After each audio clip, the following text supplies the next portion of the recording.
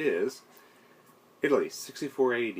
Enjoying a rare holiday with his companions, the Doctor takes Vicky to Rome, where he is mistaken for the musician Maximus Pettulian. He finds himself obliged to perform for Nero, or risk incurring the Emperor's wrath. In his absence, Ian and Barbara have been kidnapped and sold into slavery. Can they escape and find the Doctor before Rome is consumed by fire? This serial was just fun. It was just pure fun. I enjoyed myself watching this.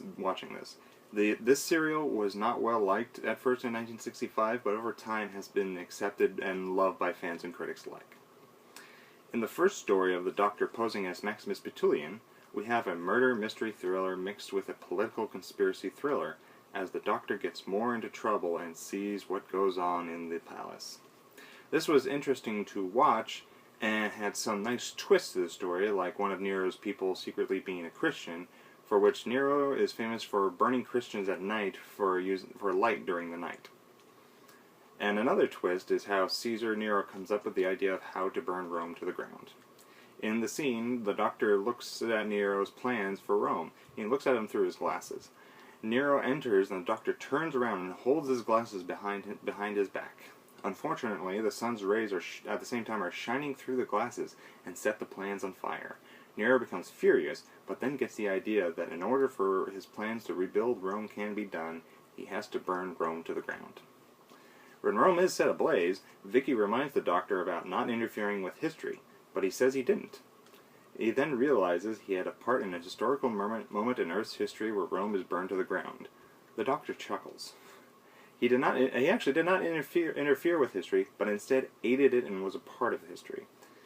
This is later referenced in the revival of Doctor Who during the time of David Tennant as the 10th Doctor in Series 4 in the episode entitled The Fires of Pompeii.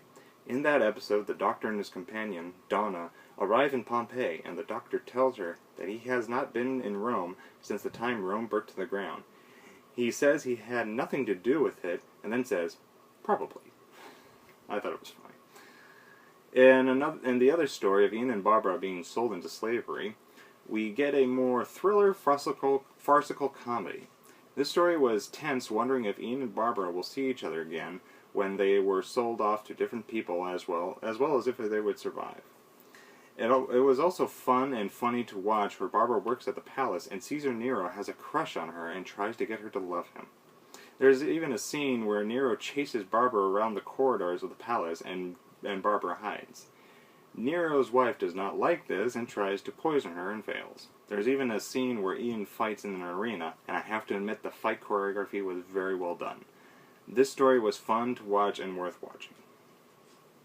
And the story was fun to watch and worth laughing at. I mean, it was just hysterical. At the beginning of the story at the villa, when Ian and Barbara are alone, Ian notices that the water is not cold and wonders where the ice is. Barbara tells him it is in the refrigerator, and Ian takes a step to go to it, but then realizes one does not exist yet and finds he walked into a joke. Hysterical moment. I laughed hard at this joke and seeing Ian and Barbara fool around with each other. It was a nice moment. It was just them relaxing with no worries and just having a good time. It was just a nice little bit. It was a nice moment. After returning to the villa after escaping the palace, Ian gets back at her by doing the same exact joke. And I laughed hard at that time. It was hilarious. This serial was fun to watch since neither characters ran into each other. For instance, in one scene, Barbara and Nero are about to share a drink, but Barbara slips away. Just as she leaves, the Doctor enters with Vicky and tells Nero that the drink is poisoned. Nero thanks him for saving him, and the Doctor and Vicky leave. The scene ends with a comedic death, for Nero gives the drink to a slave, and the slave drinks it and then dies, and Nero has just this disgusted face of, ooh. It was pretty funny. Historians would like this episode, I think. Yes, there are some historical inaccuracies in this serial, but not many. You know, sometimes, a lot of things, TV shows and movies would have that, some historical inaccuracies. Sometimes it could be helped, you know, they can avoid it, but sometimes it can't. In this case, some of the things could not be helped. It was mainly for set design or something, and I know it's like, oh my god, this is not the way they do it, but they had to, you know. Let's see, where was it? And In fact, there are many little historical nuggets that they would like. For Nero playing the violin while from Nero playing the violin while Rome burns, to language and how things are pronounced. Like there was one scene where in the beginning when Vicky and Barbara are in the market getting some shopping, Barbara tells Vicky that where they're from is not called Britain, it's called Britannian. Or no, it was called Londinian, sorry, Londinian, because I think if you remember, by that time, in that time period, London was, the whole United Kingdom was ruled by Rome.